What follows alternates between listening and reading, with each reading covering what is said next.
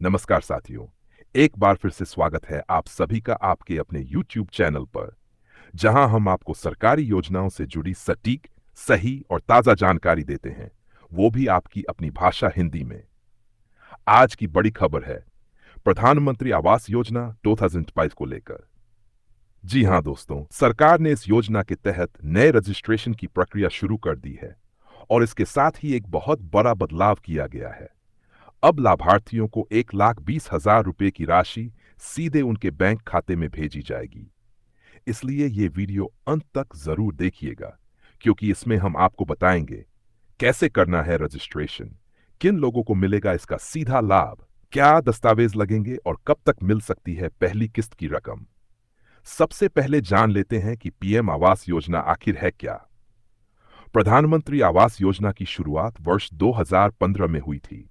इसका मुख्य उद्देश्य था देश के हर गरीब, बेघर या कच्चे मकान में रहने वाले परिवार को वर्ष 2035 तक पक्का मकान उपलब्ध कराना। इस योजना के दो मुख्य हिस्से हैं, पीएम आवास योजना ग्रामीण और पीएम आवास योजना शहरी।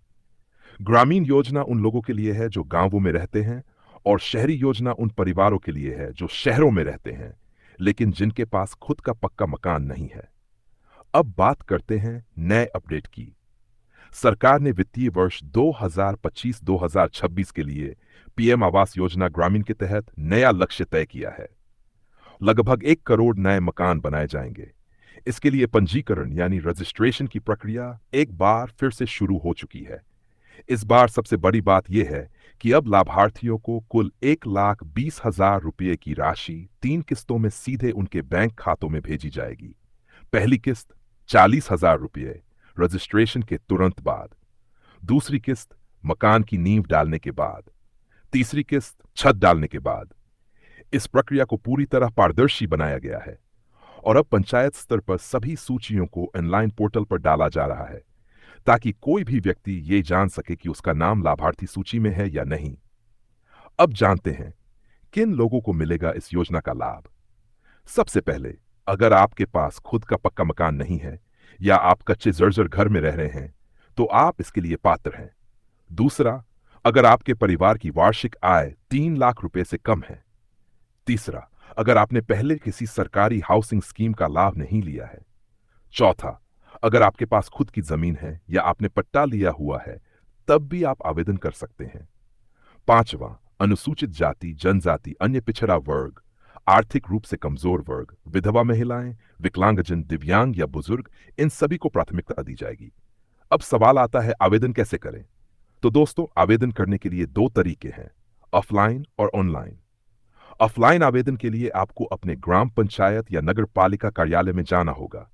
वहां से आपको पीएम आवास योजना का आवेदन फॉर्म मिलेगा। इस फॉर्म को भरकर जरूरी दस्तावेजों के साथ जमा करना होता है। दूसरा तरीका है ऑनलाइन आवेदन। इसके लिए आपको पीएम आवास योजना आधिकारिक वेबसाइट https://pagnic या hnpmemis.gov.in पर जाना होगा। वहां अप्लाई ऑनलाइन पर क्लिक करें, अपना आधार नंबर डालें, मोबाइल नंबर और ओटीपी वेरीफाई करें और फिर अपना पूरा विवरण भरें। अब बात करते हैं जरूरी दस्तावेजों की। आपको जो डॉक्यूमेंट चाहिए होंगे वो हैं आधार कार्ड, बैंक पासबुक की फोटोकॉपी, मोबाइल नंबर, जमीन की खतियान या रजिस्ट्री, राशन कार्ड, जाति प्रमाण पत्र अगर लागू हो, आय प्रमाण पत्र, मनरेगा जॉब कार्ड यदि है, वोटर आईडी। इन सभी दस्तावेजों को अपलोड करना होगा या आवेदन के साथ संलग्न करना होगा। अब सवाल है, आवेदन के बाद क्या?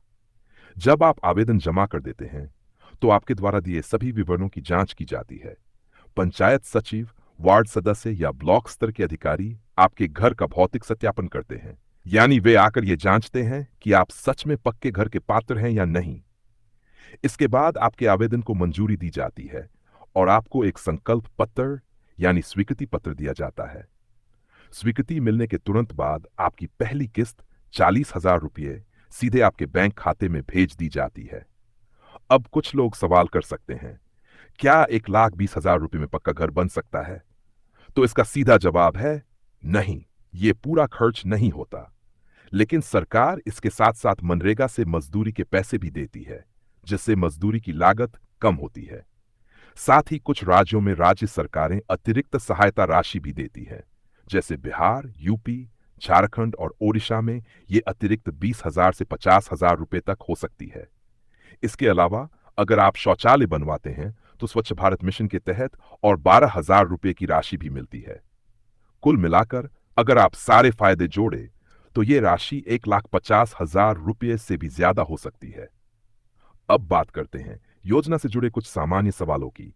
सवाल 1, क्या जो पहले आवेदन कर चुका है वह फिर से आवेदन कर सकता है?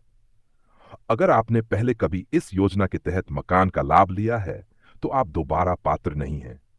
लेकिन अगर पिछली बार नाम सूची में नहीं आया था या आवेदन रिजेक्ट हो गया था तो आप फिर से आवेदन कर सकते हैं। सवाल 2, अगर घर पत्नी के नाम है तो क्या वह आवेदन कर सकती है? जवाब, हां, महिला के नाम पर मकान होना योजना की प्राथमिकताओं में शामिल है। महिला को मालिकाना हक देने पर प्राथमिकता मिलती है। सवाल 3, क्या शहरों में रहने वाले लोग भी आवेदन कर सकते हैं? हां, लेकिन उन्हें पीएम आवास योजना शहरी के तहत आवेदन करना होगा, जिसकी प्रक्रिया थोड़ी अलग होती है। सवाल 4, आवेदन के बाद स्टेटस कैसे चेक करें? जवाब, आवेदन के बाद आपको एक रजिस्ट्रेशन नंबर मिलता है।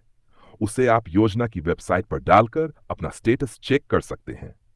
अब बात करते हैं रजिस्ट्रेशन की आखिरी तारीख क्या है।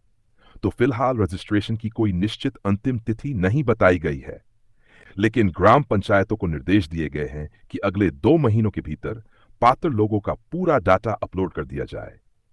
इसलिए आपको सलाह दी जाती है कि जितनी जल्दी हो सके आवेदन प्रक्रिया पूरी करें, क्योंकि जितनी देर करेंगे उतनी सूची में नाम आने की संभावना कम होती जाती है।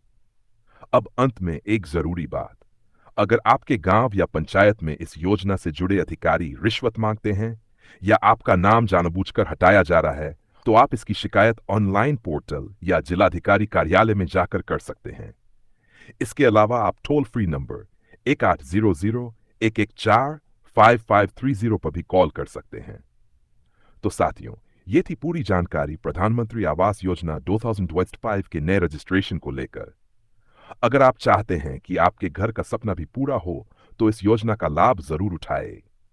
वीडियो को अपने दोस्तों, रिश्तेदारों और गांव के लोगों के साथ जरूर शेयर कीजिए ताकि किसी जरूरतमंद को यह जानकारी मिल सके। अगर वीडियो पसंद आया हो तो लाइक कीजिए, चैनल को सब्सक्राइब कीजिए और कमेंट में लिखिए पक्का घर चाहिए। मिलते हैं अगली वीडियो में एक नई योजना और नई जानकारी के साथ। जय हिंद, जय भारत।